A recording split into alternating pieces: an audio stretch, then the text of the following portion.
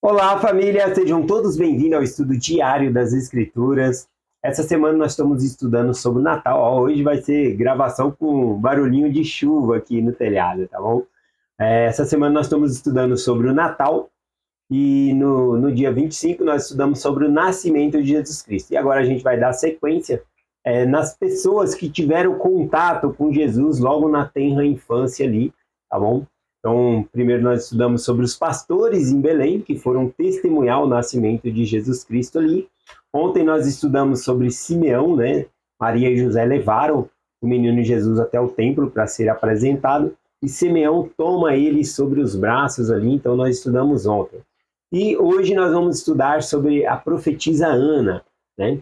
Pela maneira que Lucas ele coloca aqui, a sequência, parece que Simeão ainda está com a criança no braço, assim, e Ana chega, né? Ana chega e começa a profetizar ali, tá bom? Então, é isso que nós vamos ler.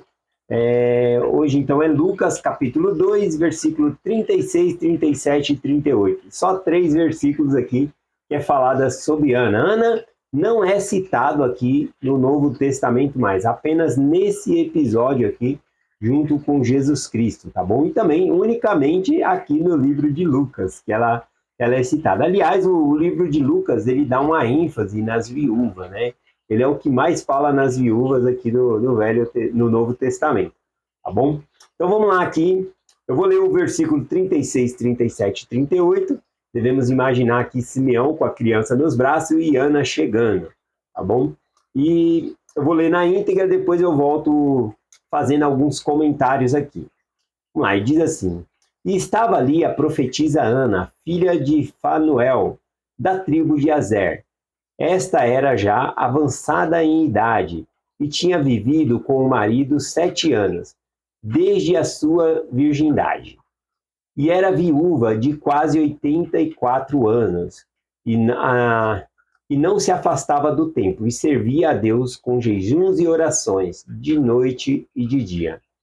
E esta sobrevindo na mesma hora, ou seja, na mesma hora ali que a criança estava ali, né, no braço de Simeão, acredito eu, ela dava graças a Deus e falava dele a todos os que esperavam a redenção em Jerusalém. Então vamos lá para a explicação aqui. Hoje foi só 3 versículos que eu li aqui. Ontem o estudo foi 15 versículos, né? Foi Lucas do capítulo 2, versículo 21 ao versículo 35. E hoje, então, aqui vai dar 3 versículos apenas. Bom, o que faltou ali no que nós estudamos ontem de Simeão fez de sobra aqui nesse falando sobre Ana aqui. Por exemplo, a gente não sabe a idade de Simeão, a gente não sabe se ele era casado, não tem nada. Mas sobre essa mulher aqui tem tudo, tá bom? Então dá para fazer uma comparação aqui sobre isso. É formidável ver aqui a perseverança de Ana também. Tanto Simeão como ela esperavam a redenção de Israel, que viria por meio de Jesus. E ambos reconhecem que é por meio de Jesus que essa redenção vem. Então vamos lá. Aqui, ó, por exemplo, para comparando com Simeão, o que nós temos sobre Ana? Né? Exatamente o que nós não tínhamos sobre Simeão.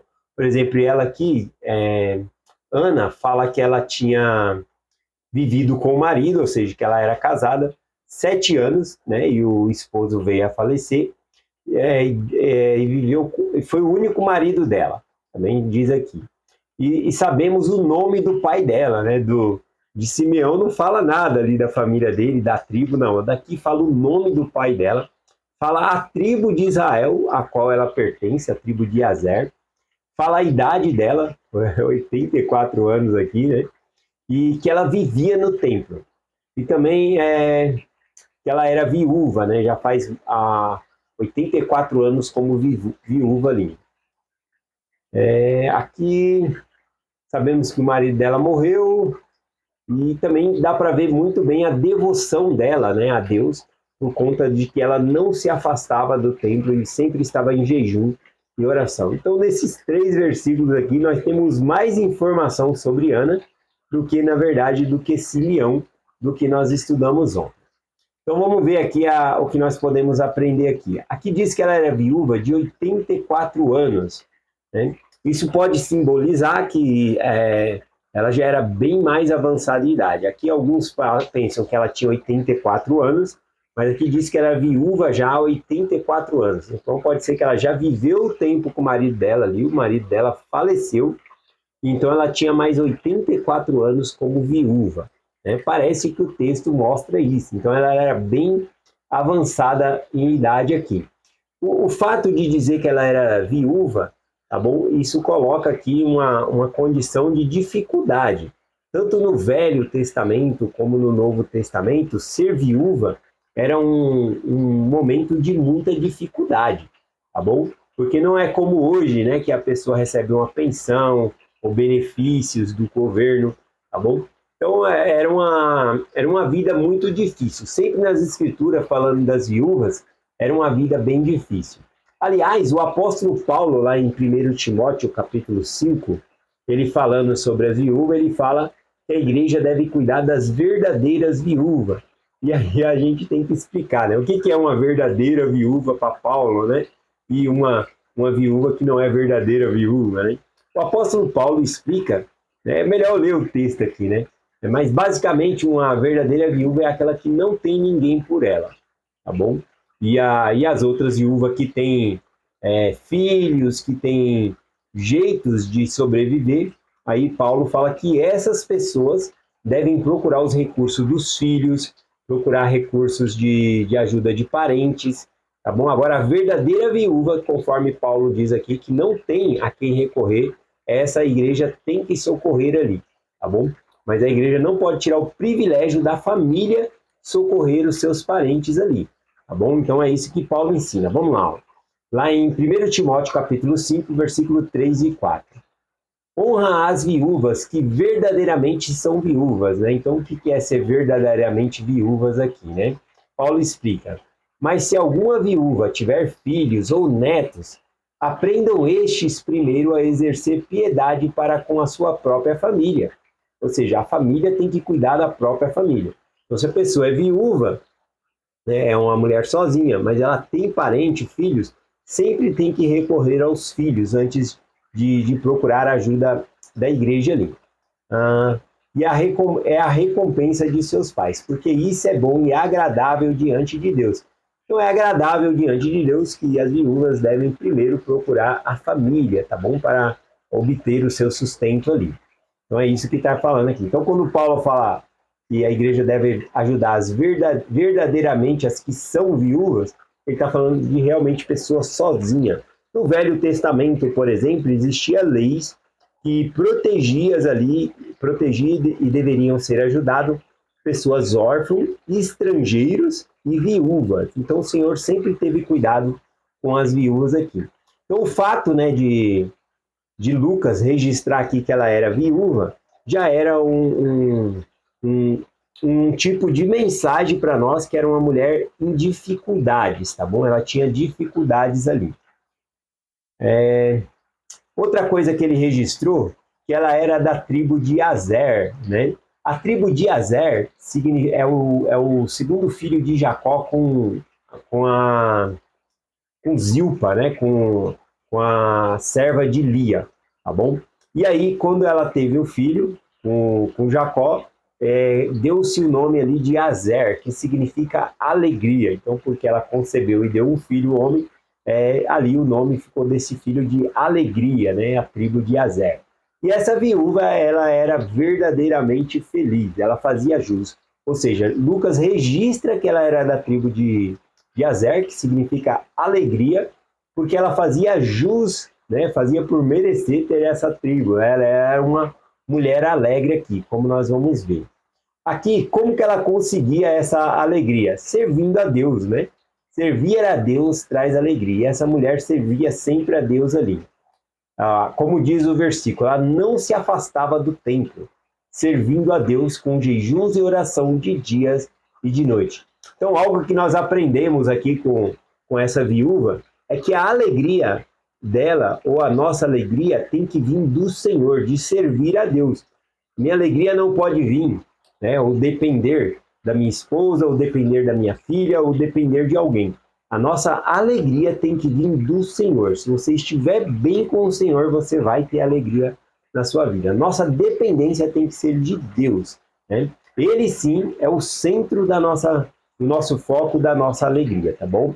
Então é isso que a gente consegue ver aqui com essa viúva, tá bom? Que ela servia a Deus ali dia e de noite. Ou seja, ela não tinha um marido, né?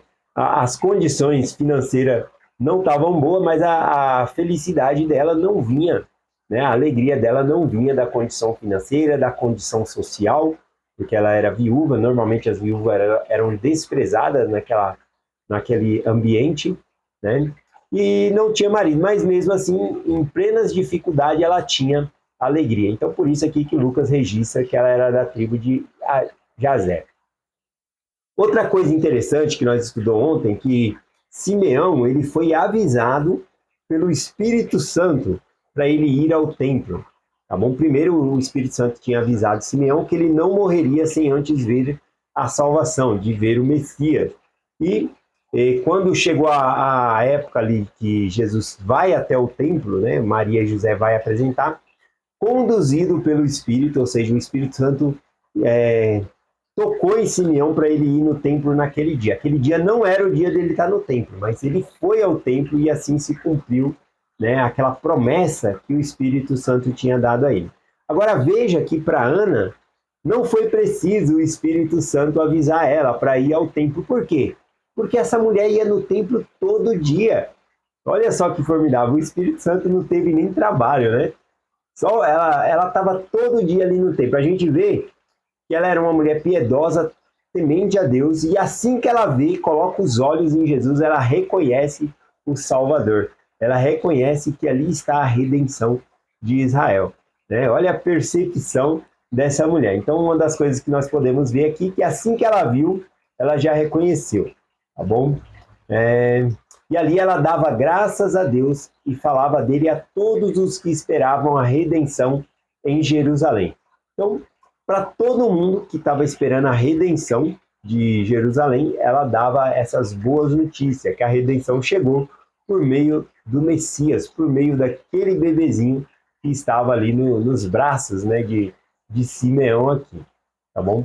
Aqui diz que ela falava para todos, né, que estavam ali em Jerusalém. Aqui também, né, não fala o teor da mensagem dela, quais eram as palavras que ela falava, mas o centro principal, a ênfase da mensagem dela era sobre salvação, né? Era a principal ênfase, né, da redenção aqui de Jerusalém. Bom, vou finalizar essa mensagem aqui vendo, né, o que nós sabemos, né, sobre Ana, né? Então, nós sabemos que Ana, ela não tinha um marido, o marido dela havia morrido, que ela já era viúva já há 84 anos, idade bem avançada. Ela não se afastava do templo, servia com jejuns e oração dia e noite ali ao Senhor. E isso possibilitou a ela, assim que ela enxergou o Salvador, ela reconhecer que aquela era a redenção de Israel, né? E eu acho muito bonito isso na história de Ana, porque ela era uma mulher feliz, tá bom? E a felicidade dela não vinha do marido, porque senão ela ficava triste, porque ela era viúva. Não era de filhos, porque ela estava sozinha.